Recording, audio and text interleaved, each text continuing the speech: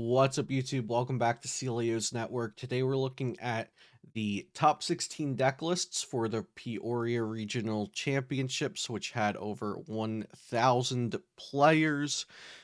Tord Reklev ended up winning this event. So yeah, we're going to look at the top 16 lists. Limitless already has the entire day 2 lists up if you want to check out even more than the top 16, which I highly suggest doing. There's a lot of decks to look at here, but we'll look at the top 16 together today in this video. Before that, though, shout out to my sponsors. You could find links, coupon codes, and all of that in the description down below. And be sure to subscribe to this channel for daily Pokemon TCG content. Yeah, now let's take a look at these deck lists. So, 16th place, we have Cyrus Davis.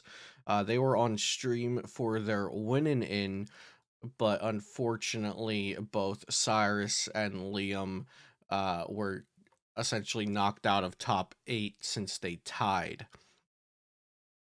So here we have Cyrus's Arceus Goodra list, and actually playing, double checking here, they're playing the Sword and Shield Zamazenta V, which is not what I expected this to be, actually, because I didn't see it come down onto the board during the stream match. I thought Cyrus was playing the other Zamazenta. So, Arceus Goodra, why did this do well? Why did this get top 16?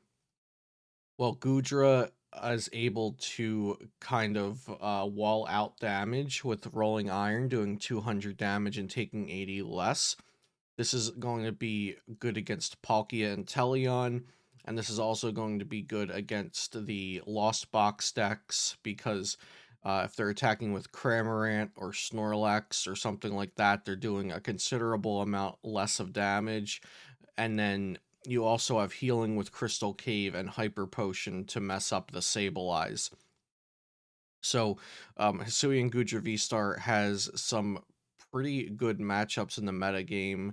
It's scared of Kyurem VMAX, I think, because of that uncapped damage, and it might also be scared of Mew VMAX just because of Max Miracle going through the effects, and so you can just Power Tablet, do Max Miracle for 160 twice, and that's how you knock out Goodras with Mew if they're not healing at all in the interim.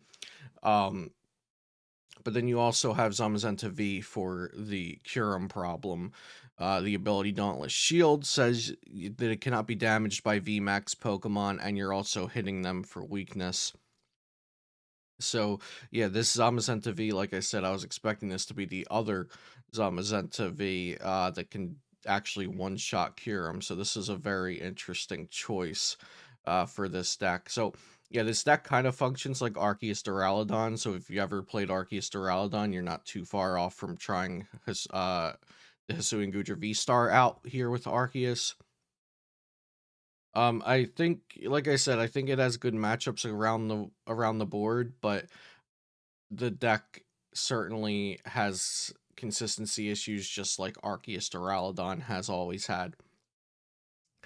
Then in 15th, we have the player Liam, who tied Cyrus in the winning in stream match. So they got 15th and 16th, respectively. Here is Liam's Palkia Inteleon. So we do have the Empoleon V in here. We have 4 Irida, 4 Pass, 4 Cross Switcher, no Canceling Cologne. We've got Roxanne, but no Marnie. 4 Scoop Up Nets, so really putting the extra slots into playing a full count of Scoop Up Nets, I think. 1 Training Court, 1 Path to the Peak. So, yeah, nothing crazy. I don't think Empoleon V is good in Palkia and Inteleon. I like to see Marnie and Roxanne in Palkia and Inteleon, and I also like Canceling Cologne, and I also like Capture Energy. So, missing a few things that I like to see in Palkia and Inteleon, but I respect the 4 Scoop Up Nuts that they're playing. Then we have 14th place Riley Holbert playing Mew VMAX Genesect V. This is the deck I would have played if I went if I ended up going, this was my first pick, but I would have actually ended up on the same 60 as Ian Robb. He played a Volo in the Mew VMAX because this is really good against Lost Box. Just completely take one of your things that they're setting up for damage off the board. And also 5 stadiums, which I featured in my top 3 choices for Peoria video, I believe, was the 5 stadium Mew. So I would have also been on that. But back to Riley Holbert. Riley Holbert got 14th with Mew VMAX Pokestops, playing the Drapion for the mirror matches. We saw Hunter Butler do that in an online event a couple weeks ago. And then for supporters, we've got that Roxanne Double Marnie plus a Path to the Peak going on, like we saw Cape Ahab take down the Limitless Showdown with. So pretty similar to the Cape Ahab list, or the Kapahab, or however you say that player's online name. No Rotom phones in this list, but pretty much how I would expect a Mew VMAX Pokestops deck to have been built for the weekend, aside from the Drapion V, which was not really a given. That was kind of more of a toss-up, would players play that or not. I also don't really like the Hyper Potion. I think Volo is better. Or even Cheryl, compared to the Hyper Pot, I think. Next, we have the only Arceus Bibarel deck in top 16. I'm actually surprised one got to top 16 because I think it was a really bad play for this weekend. But it's Craig in 13th with Arceus Giratina. So let's open this one up and see what we've got going on here. So the attackers of the deck are just going to be the 4-2 Arceus and the 2-2 Giratina. And then we have a good bit of support with the 2-2 Bibarel, Crobat V, both for drawing, Pumpkaboo to get Path to the Peaks out of there, Radiant Hawlucha to do more damage to VMAX Pokemon, so that you can actually knock out a Kyurem VMAX with Lost Impact.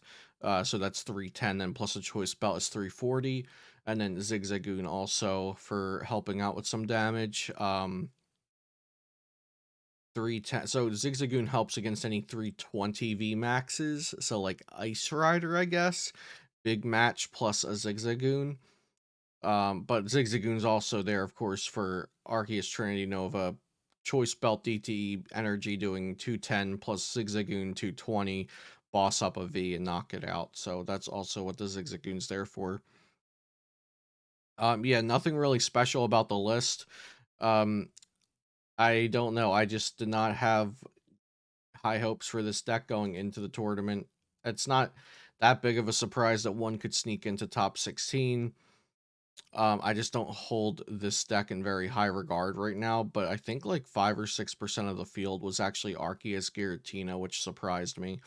And then we do have another Arceus Goodra in the top 16, Fred Singer getting 12th. This one is not going to be playing a metal attacker to combat the Kyurem VMAX. They are playing 2 big Parasols. Those are good against Lost Box and also good against Giratina VSTAR. I think this is much more for Giratina VSTAR than it is for Lost Box, because I think you already have a good Lost Box matchup. Then we have the Hyper Potions, Crystal Caves, of course, because we want to be healing our Goodra VSTARs.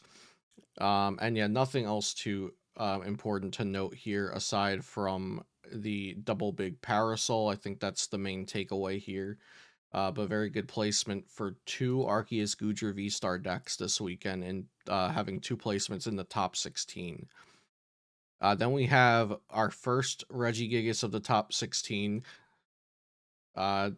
This is so a few groups brought Regigigas and played same decks, same 60s. This is not one of those players. Here we have Abijah.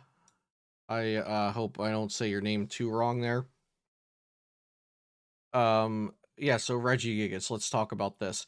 3 Regigigas was the play this weekend. Anybody bringing 3 Regigigas in their deck was, accurately calling what people would be playing. So the reason why 3 Regigigas is because Mew decks would be playing 1 to 2, maybe even 3 Lost Cities.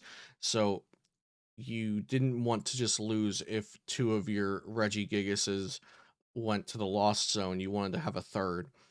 And I don't think we've ever seen triple Regigigas played in the Regi decks. So a third a third Regigigas was a safe call to play because I think Mew decks would just be targeting down your Gigas and assuming you didn't have a third. So if I were to play Regigigas this past weekend, I would have played a third Regigigas. I actually talked about this with one of my friends who did well with Regi.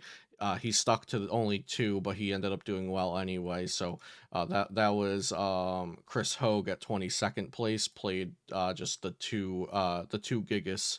I keep saying two Regi, like you're supposed to know which Regi I'm talking about. I'm talking about the Gigas. I should say double Gigas.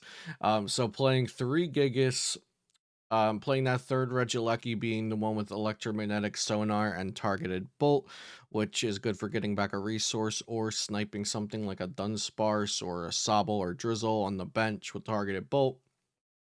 And then also playing a third Regidrago being the one that can do 240 with Dragon Energy as opposed to the more consistently used one with Dragon Sword, which draws you cards, and that's actually a pretty important ability for the deck. For Path to the Peak, no Pokestop, so really wanting to target those Empoleon Vs. No ropes. No ropes, so this would have probably just folded to a single flying Pikachu. And yeah, those... Okay, so yeah, that's Regi. Next, we have a Hisuian Zoroark VSTAR, and there's actually another one that we're going to look at in top 8. I think very lowly of Hisuian Zoroark VSTAR, but of course, all the same, congratulations to these players who did well with it. So Hisuian Zoroark VSTAR, of course, with Tickling Curse, or Ticking Curse. Not, yeah, Ticking Curse. 50 damage for each of your Pokemon that has any damage counters on it.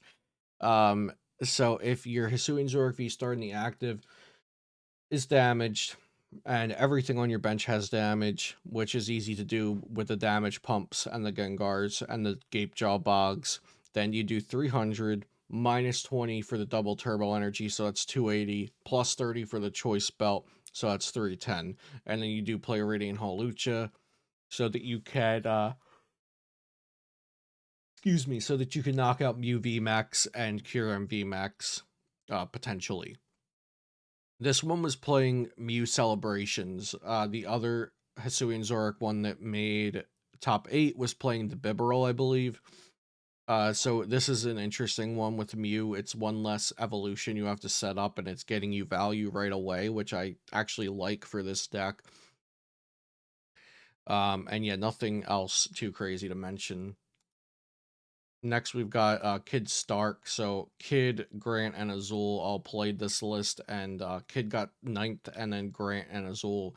Essentially, all three of them were in the top 32, but Kid got top 16, just whiffing top 8 by one placement.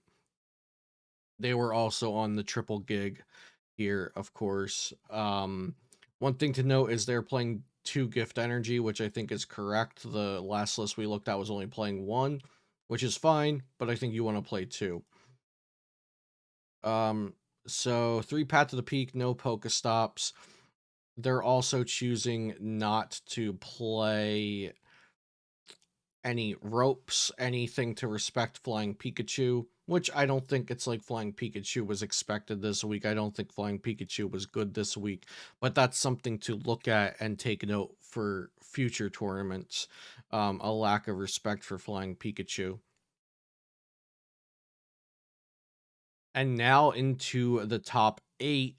We've got Osvaldo's Hisuian Zoroark VSTAR, and I'm actually wrong. This is not using the Bibarel. It's actually just not using any sort of support Pokemon outside of Crobat Vs and Guru. They are playing 2 big Parasols to protect those Zoroarks. They're playing Lost Vacuum as well, and they're also playing 2 Charon's Cares because Hisuian Zoroark V-Star is a colorless Pokemon, so Charon's Care does work for them as well, just like it works for Arceus. So yeah, I like this list. I like the Charon's Cares.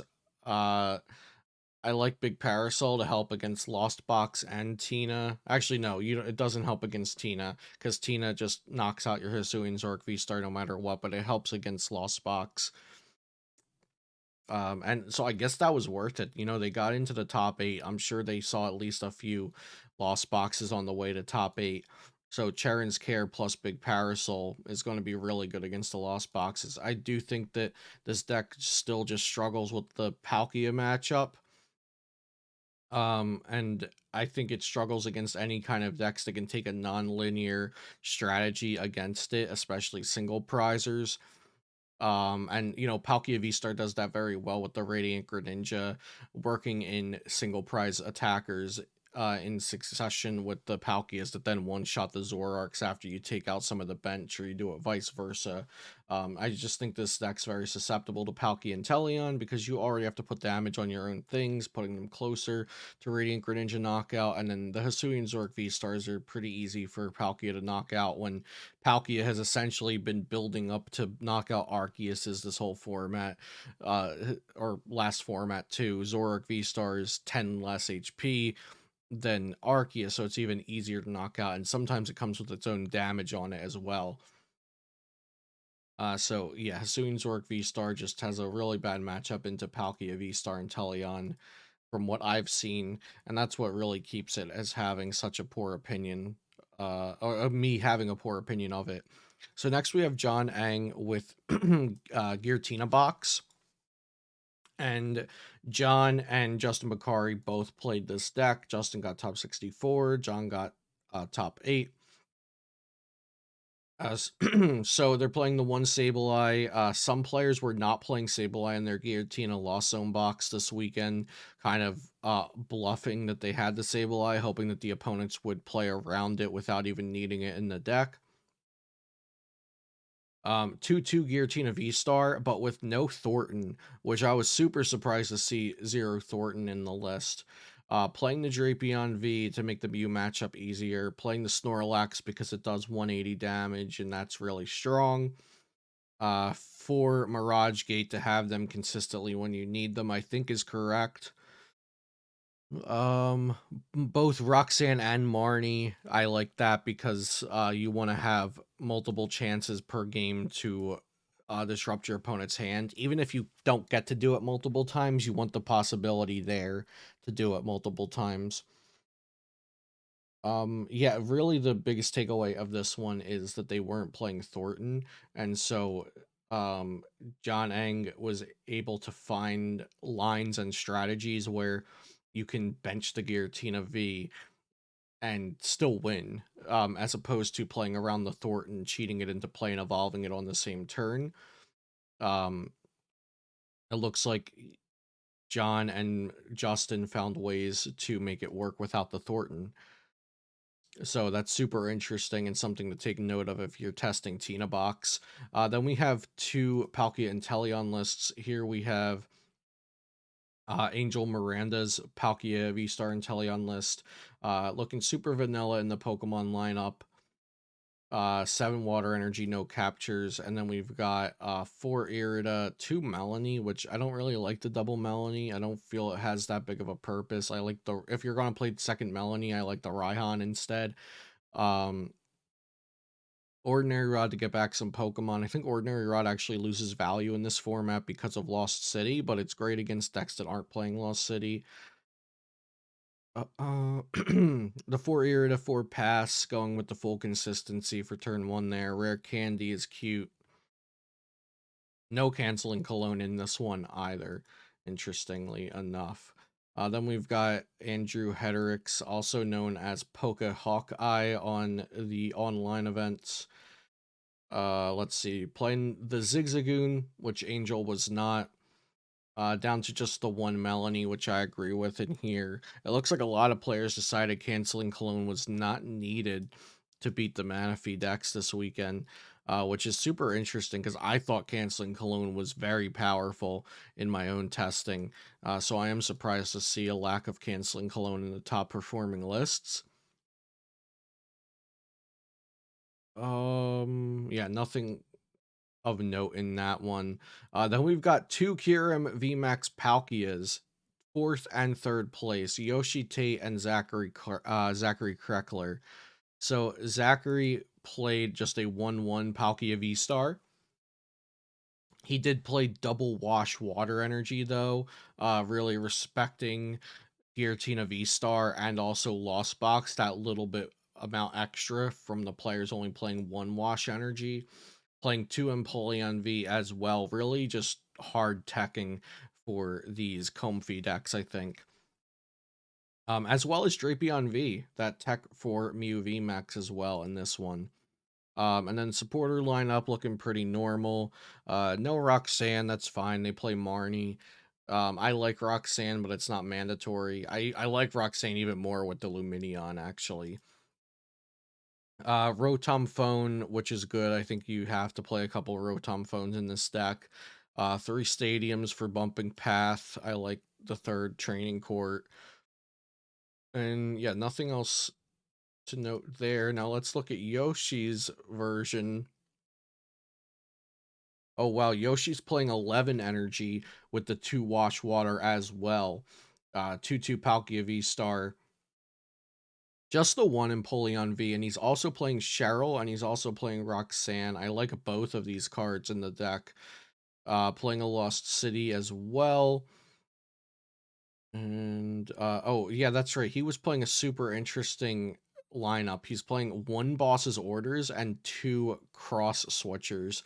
Because if one of the cross switchers end up in your hand, you can grab the other one with Irida. So it makes sense. But yeah, super thin lineup of gust effects with just one boss, two cross switchers, no escape rope. So yeah, just those two gust effects, as opposed to, I think the norm is two boss. Was Zachary just on two boss? Yeah, Zachary was just playing the two boss. And then we've got the second place Palkia Inteleon from Cal Connor playing a Drapion V. I'm pretty sure this isn't good in Palkia Inteleon. And you know, the starting with Drapion V, it just feels like you're losing that game. Yeah, I feel like this one, I don't like the Drapion in here.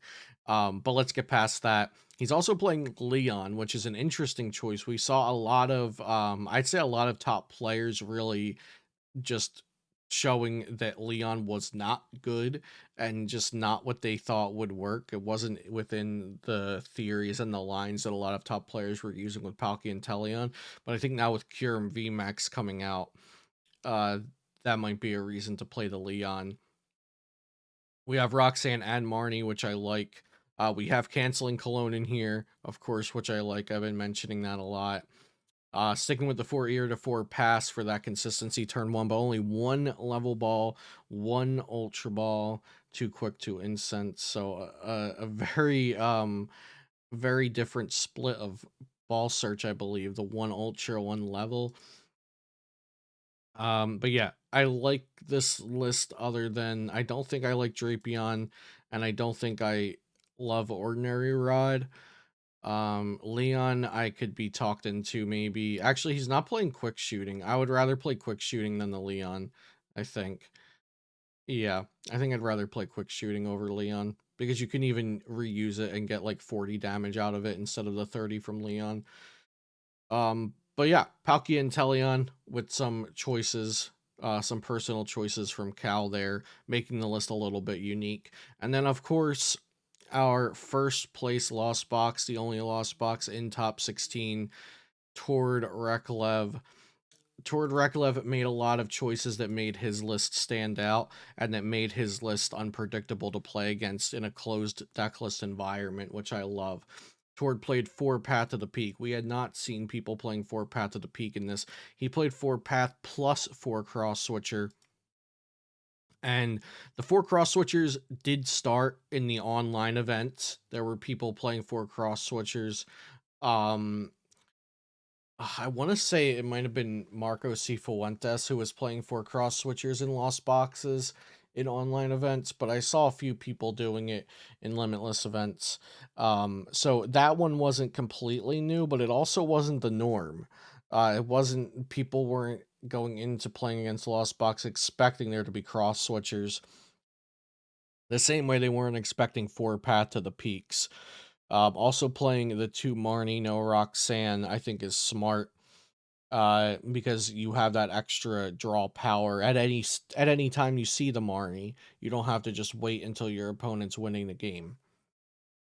So the good old Sableye Charizard Lost Box that we've become acquainted with over the past few weeks, but with just a couple small adjustments that don't change the core of the deck, but that sometimes change the way the deck affects other players and other decks with the 4 Path and 4 Cross switchers. So I like that the opponent didn't know exactly how to play around the deck all day, although it was the most predicted deck going into the event. So yeah, those are the top 16 decks, and we can also take a quick look to see these are the decks that made it into day 2. 20, 26 Arceus, 24 Palkia. I don't know why. Wait, was there really 26 Arceuses? Yeah, I guess so. It says, yeah, so it wasn't, okay, yeah, it's just not in order, I guess. Palkia, all of the Palkias, though, are Palkia and Inteleon, which might be why they ordered it that way, and the 26 Arceus are spread out between a bunch of different variants. But yeah, 24 Palkia and Inteleons, and 15 Regis were in day 2, and I think this was a great tournament for Reggie. And then 13 Kyurem VMAX, 13 Mew Genesect. There were only 5 Lost Zone boxes. I think really highlighting that this deck is hard to play and it's hard to not tie games with. We see a couple really good players, Tord and Isaiah, getting into top placements with the deck. Even though Lost Zone Box was heavily played during day 1, um, it didn't do too well at making it into day 2 and converting those placements because of the high skill level and the skill level surrounding not tying with the deck as well. So, yeah, I'll leave this link in the description if you guys want to check out all of the other decks that were in day 2. But I hope you enjoyed this video and thank you so much for watching. Have a great day, and I'll see you next time here on Celio's Network.